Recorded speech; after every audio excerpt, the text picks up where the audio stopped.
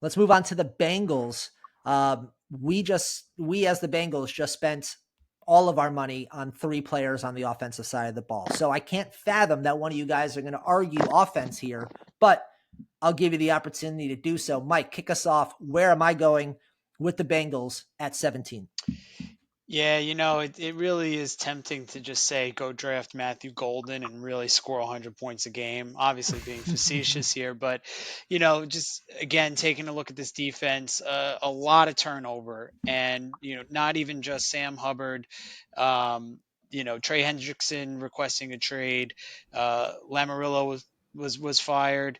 It's very much in flux. And the Bengals defense was a disaster last year to begin with.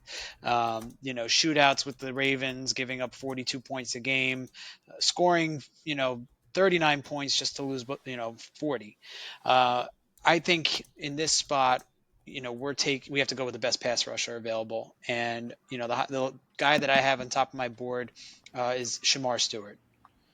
Might not have the numbers, 4.5 sacks in 3 seasons at Texas A&M, but I mean, he looked damn good on tape. 6'5", 267, can really help pick up where Sam Hubbard left off, and Yep. potentially even backfill Trey Hendrickson if he ends up getting traded.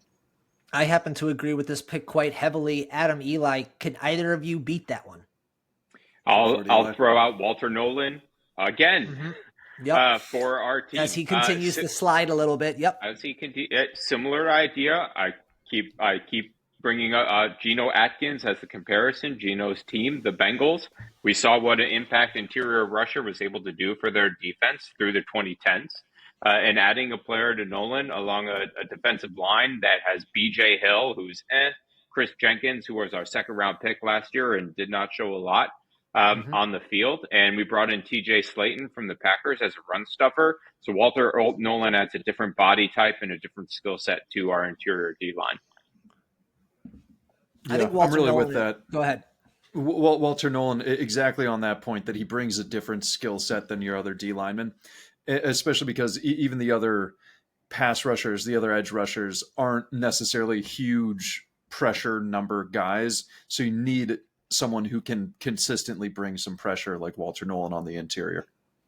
All right. I got to say, I was sitting here pretty confident sticking with Stewart, but I think you guys have convinced me otherwise. Let's go with Walter Nolan to add to this spot. Again, I need defense one way or the other. Another position that I'm looking at, by the way, that none of you mentioned is secondary. Safety in particular. A couple good safeties in this draft.